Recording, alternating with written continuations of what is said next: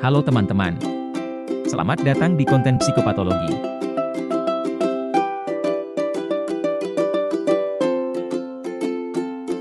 Perkenalkan, kami dari kelompok 10, yang beranggotakan 3 orang, yakni Fahmi, Arif, dan Naifa.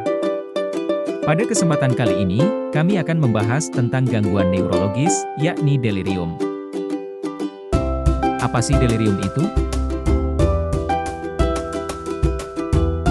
Menurut Kesmenkes 2015, delirium merupakan sindrom yang menunjukkan gejala gangguan kognisi dan kesadaran secara akut dan berfluktuasi.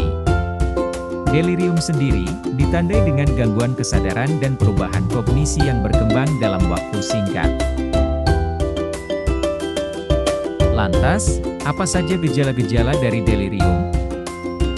Delirium sering dikaitkan dengan gangguan pada siklus tidur dan bangun. Delirium juga menunjukkan gangguan emosional, seperti kecemasan, ketakutan, depresi, lekas marah, euforia, dan apatis. Delirium yang ditandai dengan halusinasi, delusi, gangguan bahasa, dan agitasi. Delirium juga ditandai dengan perubahan mood dan kecemasan hingga gejala disosiatif. Sering terjadi gangguan memori dan disorientasi pada delirium. Kemudian, apa sih penyebab dari delirium? Secara umum, ada 4 penyebab dari delirium. Pertama, delirium yang disebabkan oleh kondisi medis secara umum. Kedua, delirium akibat intoksikasi zat maupun karena putus zat. Dan ketiga, delirium akibat beberapa penyebab.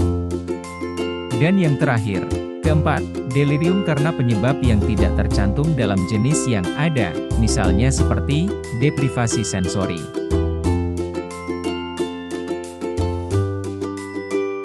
Faktor resiko. Ada 2 golongan faktor resiko terhadap gangguan delirium ini. Yang pertama, adalah lingkungan.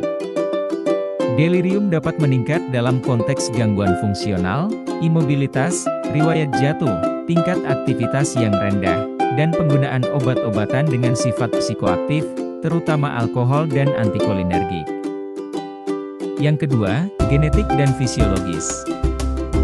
Gangguan neurologis mayor dan ringan dapat meningkatkan risiko delirium dan memperburuk perjalanan penyakit. Individu yang lebih tua sangat rentan terhadap delirium dibandingkan dengan orang dewasa yang lebih muda. Kerentanan terhadap delirium pada masa bayi dan masa kanak-kanak mungkin lebih besar daripada pada masa dewasa awal dan pertengahan. Dan yang terakhir, adalah cara penanganan dari gangguan delirium ini. Ada 2 cara dalam menangani gangguan delirium. Yang pertama, adalah dengan terapi farmakologi.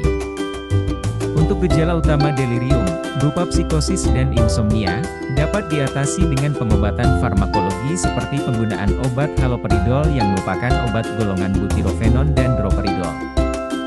Sedangkan insomnia, dapat diatasi dengan golongan benzodiazepin, dengan waktu paruh pendek. Hindari penggunaan obat mengandung antikolinergik, karena akan memperparah delirium. Dan yang kedua, adalah terapi non-farmakologi.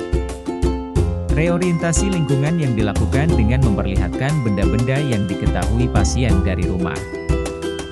Mengatasi insomnia, misalnya seperti sleep hygiene, untuk memperbaiki siklus dan kualitas tidur.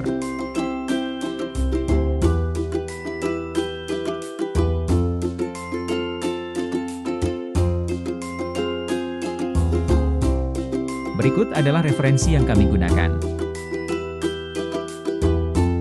Sampai jumpa pada konten kami selanjutnya.